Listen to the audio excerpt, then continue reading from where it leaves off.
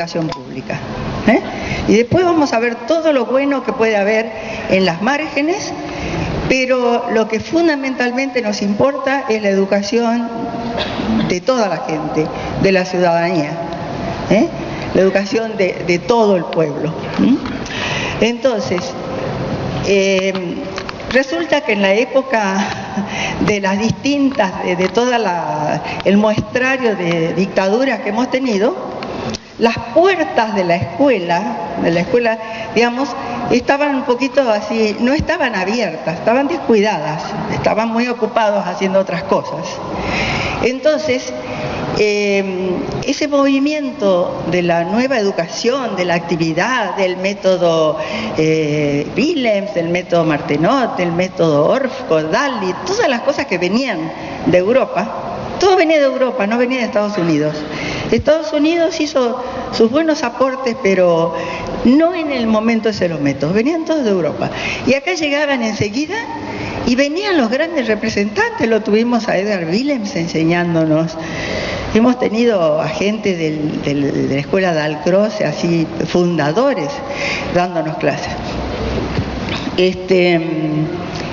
Como les decía, la escuela no cuidaba las puertas para ver si entraba al sistema. Todo entraba al sistema porque todos los maestros, por lo menos de todos los lugares a donde estábamos y llegaba esta gente, influenciaba a todo el profesorado, porque eran clases gratuitas que se daban a veces en el Collegium Musicum de Buenos Aires. Llegaron y fueron aprovechadas, y eso modificó la conducta pedagógica de los maestros en la escuela, sobre todo en la escuela a nivel de la escuela primaria e inicial. ¿Qué pasó con la escuela secundaria? Bueno, como la escuela secundaria siempre fue más de enseñar información, biografías, apreciación, sin escuchar, pero apreciación musical, entonces no se enteró mucho de esto. Un poquito más tarde se empezó a enterar un poco. ¿Qué pasó con los conservatorios? Los conservatorios tenían, supongo yo, que tenían la total certeza de que estaban en la justa, de que estaba todo bien. Entonces estos jueguitos, toda esta cosa lúdica era para la escuela, no para el conservatorio. El conservatorio era algo serio. Además, la educación revolucionaria era, se podía decir, activa, por eso se llamaba la escuela activa. La escuela nueva era la escuela activa, estaba priorizando la actividad. En cambio, los conservatorios siempre estuvieron atentos al conocimiento. Yo cuando era chiquita, tenía hace 7 años, entre 7 y 8 años, me sabía de memoria todas las tonalidades mayores, menores, con bemoles, con sostenido, ni problema. Entonces eso no llega al conservatorio. Y la universidad, bueno, estaba con la carrera universitaria de música, que era musicología. Y después las carreras de instrumentos, de formación de directores, etcétera, etcétera. Eso es para que quede claro que esta modernización sucedió, se registró en la escuela inicial, y en la primaria. La escuela secundaria reacciona un poquito después, cuando en la década de los 80 la generación de los compositores irrumpe en la escena de la educación musical, con John Painter, con Murray Schafer. Entonces, en la escuela secundaria se empiezan a utilizar, y hay libros publicados en Argentina y en todo el continente, en todos nuestros países, sobre la utilización de la música contemporánea en la escuela. Entonces, eso llegó a la escuela secundaria. Este cuento de hadas termina ya en la década de los 90. La década de los 90 es una década en donde la afluencia de estímulos, temas, problemáticas nuevas ya es como una avalancha. La primera gran avalancha fue la tecnología, Pero imagínense ustedes, la tecnología en los 80, comienzo del 80, no es lo que es la tecnología de hoy. Empezaron tímidamente a aparecer programas para hacer dictados musicales o para enseñar a tocar tal instrumentos o cosas así. Nunca la tecnología fue un tema fundamental.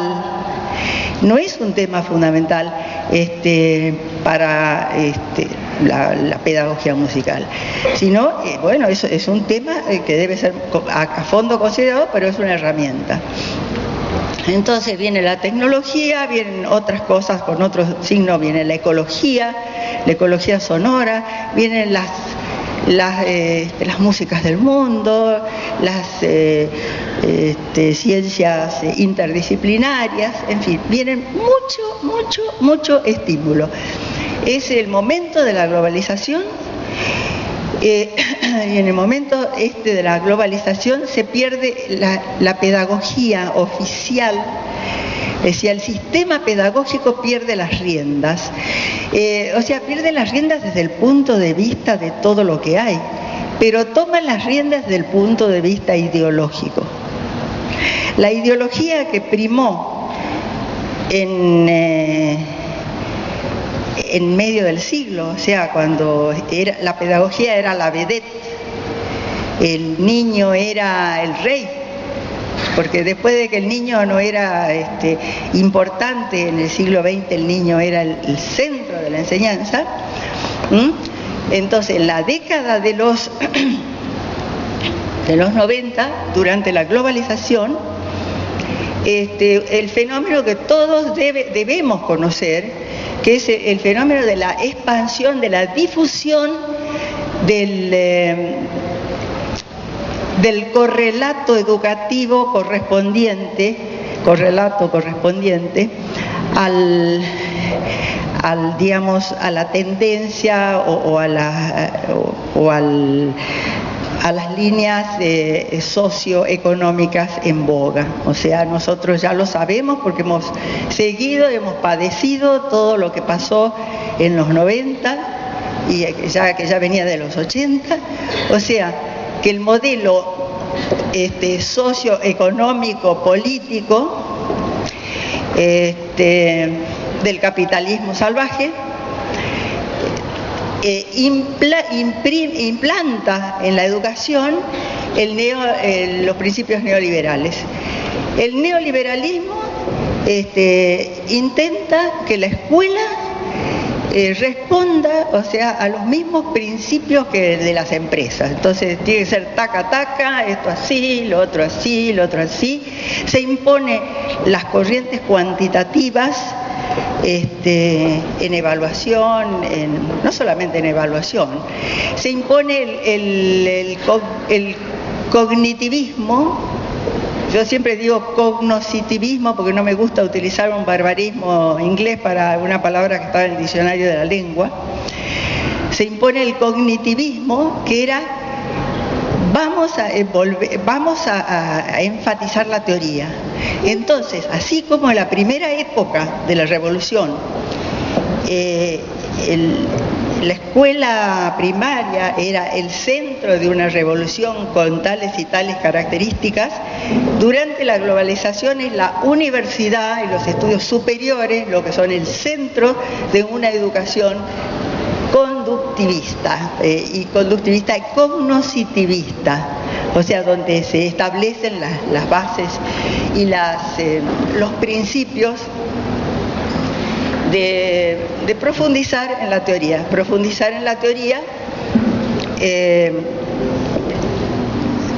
Siempre cuando uno profundiza en una cosa está el riesgo de descuidar la otra. Cuando uno profundiza en la práctica, como se profundizó en las décadas centrales del siglo XX, lo importante era que los chicos estuvieran contentos, que hicieran, que tocaran, que cantaran, que caminaran, y luego cuando se trató de profundizar en el sentido de vamos a investigar y vamos a darle prioridad a los principios, a la teoría, entonces se descuidó la práctica. La historia esa no se la voy a contar yo, porque hoy tenemos que ser constructivos y pragmáticos y ver qué está pasando y dónde estamos.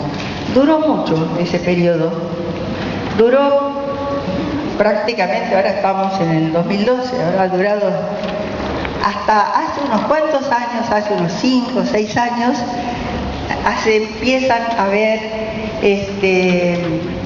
digamos, una cantidad de proyectos que quieren volver a la práctica, desde todos los lugares, o sea, desde la educación inicial hasta la educación universitaria y especializada. Entonces hay una necesidad de volver a la práctica.